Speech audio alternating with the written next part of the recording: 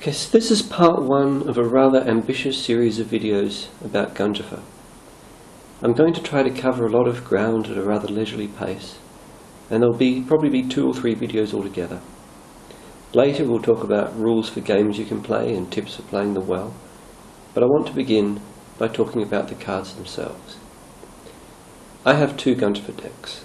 One deck is Mughal, the other Dashavatara, terms that I will explain as we get to them. Both decks are printed and not hand-painted in the traditional way. This is my Mughal deck, and as I give you a brief overview of the topic, I will put my rudimentary multitasking skills toward demonstrating a few shuffles. So, essentially, Ganjifa are a type of playing card. They come from India, and they share a common ancestor with the European playing cards which most people are familiar with. Playing cards themselves are very old, probably invented in China. And as they spread from place to place, people added their own innovations, their own styles, their own games. And so playing cards evolved independently in every place they came to. And if you compare playing cards from different cultures and observe how they are similar and yet different, it's a fascinating glimpse into history. And so Ganjifa can be appreciated on many levels. First, as objects of play. Second, as objects of history. And third, as objects of art. Whereas in Europe, playing cards have been printed for a good few centuries. In India, they've been meticulously hand-painted by artisans, each region with its own style. And whereas the games once played are now virtually extinct, the cards have fared somewhat better as objects collected and exhibited for their beauty. But this is not sustainable. There are now very few places where Ganjifa cards are still made, and they're made without hope of profit, leaving little incentive for new generations to take up the craft. This multifaceted object is surely worthy of our attention. But if it is to have hope of revival, it cannot be for its beauty alone. It must, once more, become an object of play. Nor can it remain simply an object of history. It must become a living, changing entity, adapting to the modern world, used not only for games once played, but for games yet to be invented. Let's talk some more about history. The playing cards that most people in the world are familiar with is the 52 card deck of diamonds, spades, hearts and clubs. These suits were invented in France, and the cards that use them are known as the French suited deck. Older cards, still used in some places, had suits of cups, coins, swords and batons. European playing cards are first mentioned in 1371, and from there it's a short step to those once used by the Mamluks of Egypt with polo sticks instead of batons. There is reason to believe that these were the first to have 13 cards in each suit, including a king and 2 deputies in place of our queen and jack. In the games played in Europe, we see certain patterns. In trick-taking games, typically, the leader plays only 1 card in a trick, and it may be any card they choose. Everyone else plays 1 card each, and must follow suit if able to do so.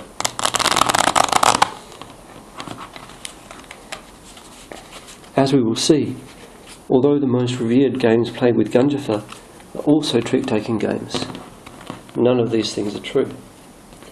A trick may contain more than 1 card from each player. The leader is often obliged to play a card that cannot be beaten, as is anyone who holds such a card. and the freedom to play any card they choose belongs to the other players.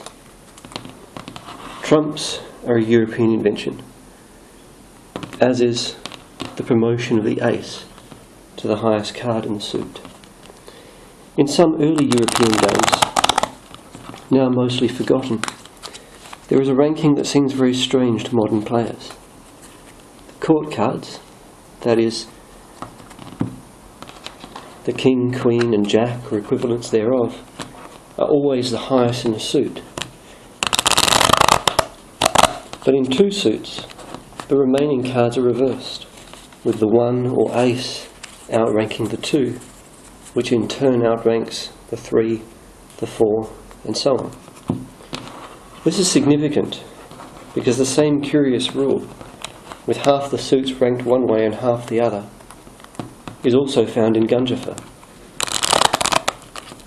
and must have been present in the common ancestor of the two.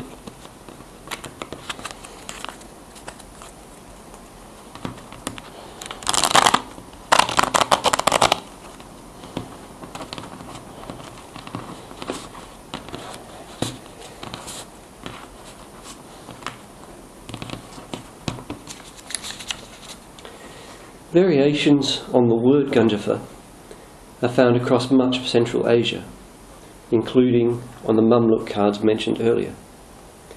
Its derivation is unknown, but a popular suggestion is that it derives from the Persian Ganj, meaning treasure, and alludes to the suit of coins, which is present in all early decks.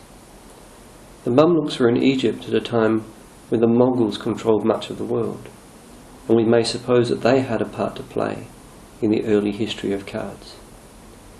By the time of later Muslim empires, such as the 16th century Safavids and Mughals, card games were well established, played by emperors and their courts. The Mughals are generally credited with introducing playing cards to India, and whether or not that is the whole story, they certainly flourished under their patronage. This is a Mughal deck, so called because of the connection with the Mughals. Instead of 4 suits, like Western cards, it has 8, and with 12 cards in each suit, led by a king and his minister, that is a total of 96 cards in the deck. The suits themselves resemble those mentioned in other Persian sources, including a poem dedicated to the first Safavid emperor in about 1515. But the use of circular rather than rectangular cards is an Indian innovation, not found in Persian Ganjifa.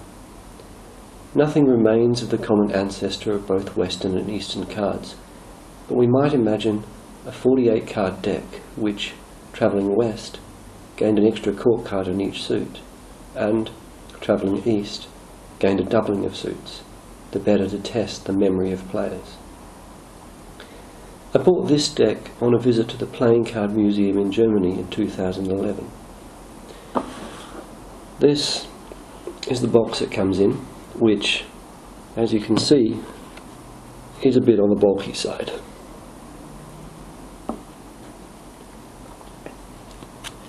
It does come with a chart showing all the cards as well as a rule book, but the bulk is definitely a design flaw. On the other hand, these are very nice, sturdy cards, and it's time for us to have a proper look at them. Okay. So, this suit, supposedly it's meant to represent a kind of musical instrument, but a lot of people reckon they look like whales. So it's either the 8 of harps or the 8 of whales, as you prefer. In a lot of ways it doesn't really matter what the suits are supposed to represent as long as you and your group of players have words you agree on. This supposedly represents documents. I think it's more like treasure chests, so I call that the 3 of chests. This is 8 of coins. This is a minister, sort of equivalent of a jack, and that's the documents suit, again with the symbol up there. There's the 10 of whales or 10 of harps, as you prefer. The producers of this particular deck replaced two more traditional suits with flowers. For some reason, they don't give a reason. One of the suits they replaced is silver coins as opposed to gold coins, and the other one is crowns. But this is the three of tall flowers as opposed to fat flowers that we'll see later. This suit supposedly represents merchandise. I tend to call it reels because you can imagine it as cotton reels viewed from above, and that kind of ties in with the merchandise theme. It's not usually so round, and I guess the fact that this particular deck they've gone for something round might be related to why they ditched the traditional silver coin suit. But anyway, that's the two of merchandise, two of reels, call it what you like. 6 of coins, 5 of pails or harps, 9 of reels, 7 of swords. This is the 1 of slaves, so maybe not the most politically correct deck of cards in the world. Central figure never counts because it's on all the numerical cards. And apparently the word does have other meanings. It can mean servant or mercenary soldier apparently, but it is usually translated as slaves. That's the 1 of slaves. 1 of chests or documents. This is the minister of slaves, and it's the only card in the deck that doesn't explicitly have, for this particular deck, that doesn't explicitly have the suit symbol on it, but you know by the colour. This is the 4 of tall flowers. So 3 of reels, or merchandise. This is the 8 of reels. This is the 8 of slaves. And this is the other flower suit. It's the 2 of fat flowers, as my group of players tends to call them. Okay, so you've now seen at least one of every suit, so we'll just go through the rest really quickly and point out anything of interest.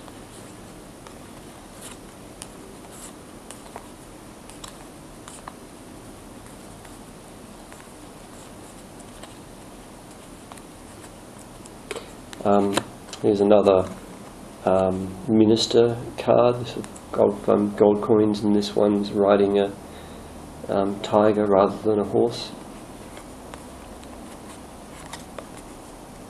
This is a king on his throne in the fat flowers suit.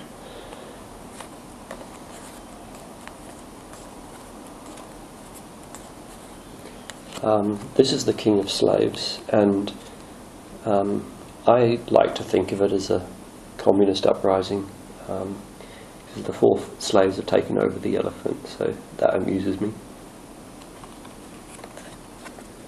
There's another king.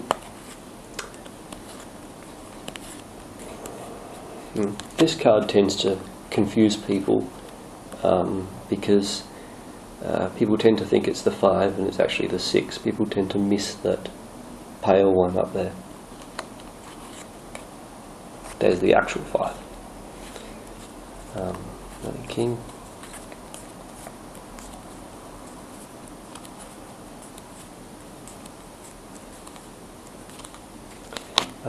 Here's. Okay, well I had to take a break just then because the camera's memory was full. But picking up where we left off, this is the king of gold coins, riding in a chariot behind the tiger.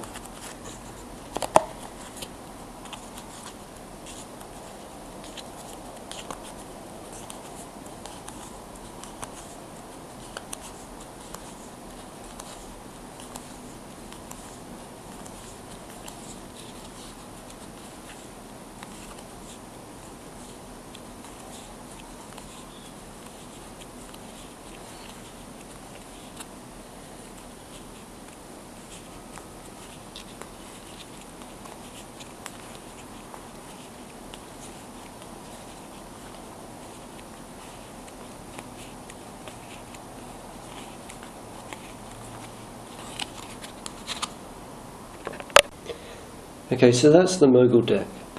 Now, throughout this video, I want to give you something in the background to look at, so you're not just listening to me. But I don't want to shuffle my other Ganjifa deck, because I want to show it to you in order shortly. So instead, I thought I'd show you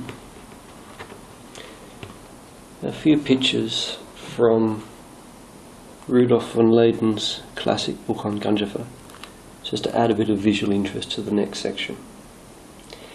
Now, Ganjifa spread very rapidly, and people soon started to create decks that represented concepts from Indian mythology, as opposed to the Persian influences of the Mughal deck. They also tended to increase the number of suits. So we might think that 8 suits is a lot, but most Indian Ganjifa decks have more than that. Ganjifa games typically require players to memorize which cards have been played. Adding more suits means more opportunity to develop that skill. It's a bit awkward to show the top ones.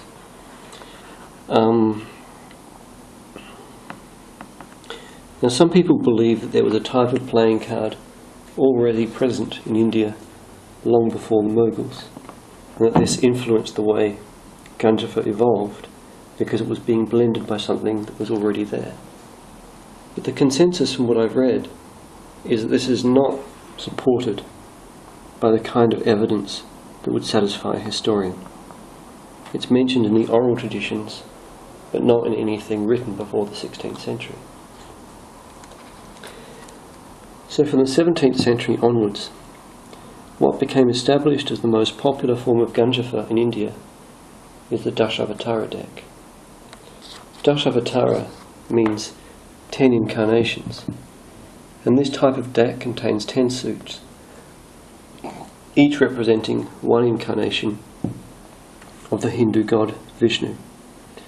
The list of incarnations differs slightly between regions, partly because not all worshippers agree on which mythological figures are avatars of Vishnu, and partly because different choices have been made about which 10 are the most important. Now, as Ganjifa took on religious significance, playing the game became itself regarded as an act of devotion, and a custom developed whereby players would seek the cleansing of their souls by speaking aloud the names of the avatars that appeared on the cards. So now it's time to introduce my Dashavatara deck. This was a prototype from a Kickstarter, which at the time was not successful, but plans are in the works and there may well be an update on that by the time you watch this video. This copy was given to me because I helped out in various ways, and because it's a prototype you can expect improvements before the published version. Also, the cards lack the protective coating that the final ones will have, so you may notice scratches. The box is really lovely. It's made from a beautiful smooth cardboard and it fits snugly into your hand. It really is a delight to hold. One more thing before I open it. When I was talking about Mughal Ganjifa, I used English words like king and minister, and that's because one is spoilt for choice as to which language to use. Some sources use Persian, others Hindi, etc. But for the Dashavatara, I'm going to use the Hindi words, so Raja for king and Mantri for minister. Alright, inside there's a draft rule book and cards fit into these 2 compartments here.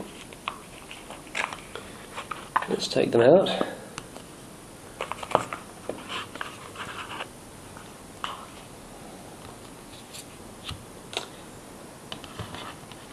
Okay,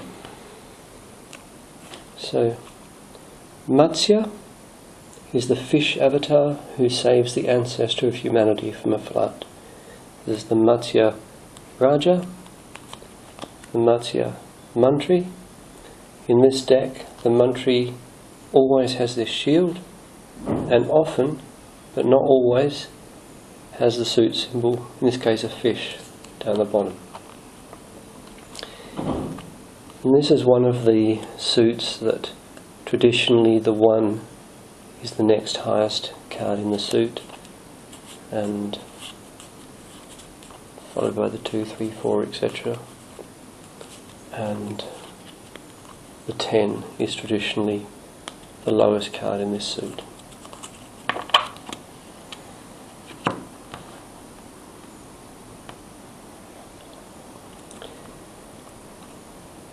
Kurma is the giant tortoise who assists when the gods and demons churn the ocean to extract the nectar of immortality.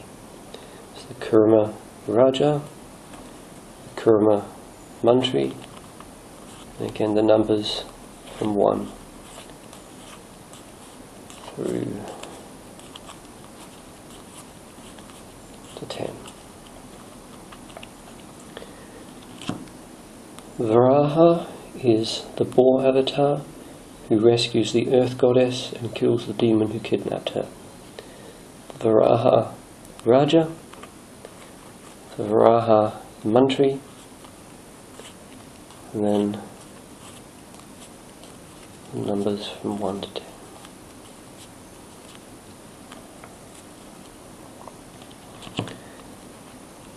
Narasimha is the half man, half lion who kills a demon by exploiting a loophole in its protective magic.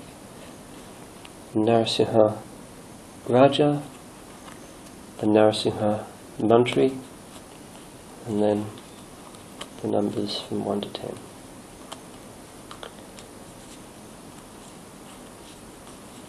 Incidentally, you may care to reflect on the fortuitous message about tolerance and acceptance that is to be seen in the layout of this particular Pride of Lions.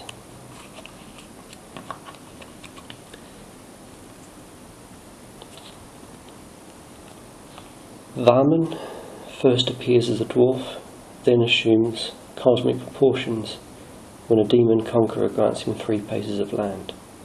His symbol here is a water vessel that was used in the ritual to seal the promise. The Varman Raja, the Varman Mantri, this time the symbol isn't underneath, he's carrying it, and the numbered cards from 1 to 10.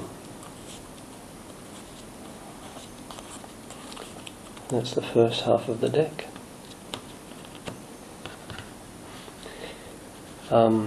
In this particular deck, there are pairs of suits that share the same colour, but again it's a prototype, and part of my feedback was that it really should have every suit a different colour.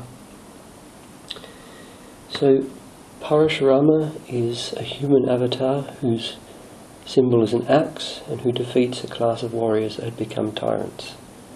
Parashurama Raja, the Parashurama Mantri, and this is one of the suits, all the suits from now on, where traditionally the 10 is the next highest card, followed by the 9, the 8, and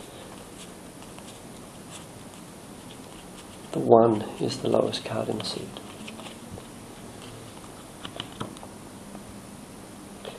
Rama is the hero of the Ramayana, an epic poem containing many adventures that climax in the rescue of his wife from a demon king. His symbol is a bow and arrow. This is the Rama Raja, the Rama Mantri. The bow looks a bit lost against the background, but it's there. And numbers from 10 down to 1.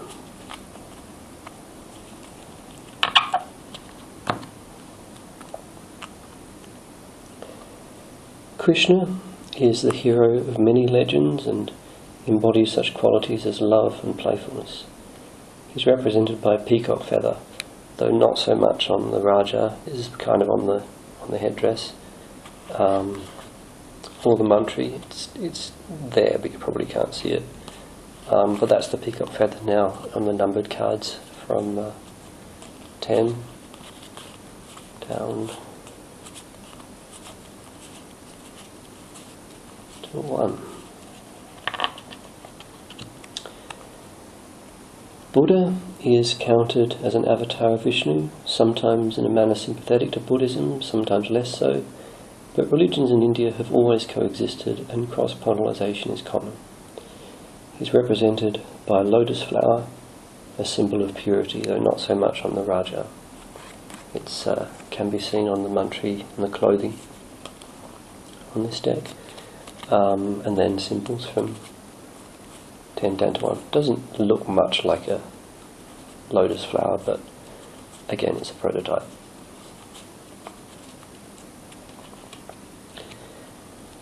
Kalki is a future incarnation of Vishnu. In legend, he wields a blade-eating sword while riding a white horse and brings about the end to the present age. So the Kalki Raja, Kalki Mantri, and numbers from 10 down to 1.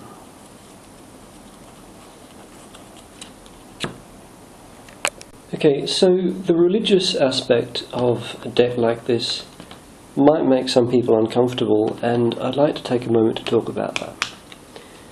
I don't want to dwell on outright conflict between religions, although obviously there's far too much of that, but it's not something I want to engage with here. And I mean, I look at the violence in the world and I think, let's play card games instead, you know.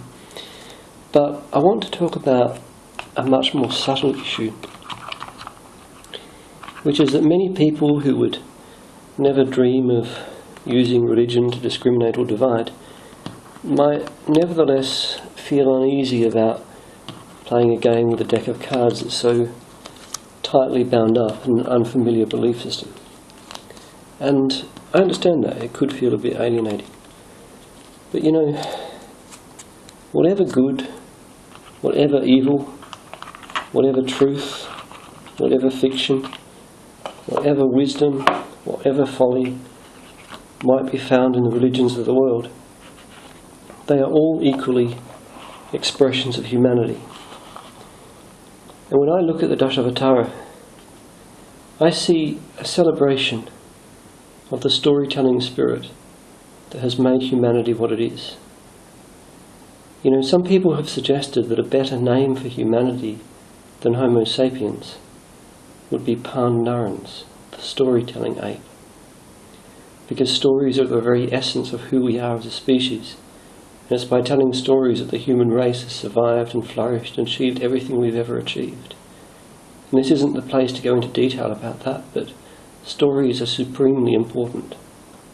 And whatever you think of Indian religion, that is reason enough for anyone to appreciate and respect the stories and characters that are represented in the Dashavatara. Alright, well I think this is a good place to finish for now. We've covered a lot of ground. One thing we haven't covered is the decline of Ganjifa, but I'll put some links in the notes so you can explore and learn more about various aspects of the cards, and also experience more of their artistic beauty. And in part 2 of this series, when I get around to it, we'll talk about actually playing some games with the cards.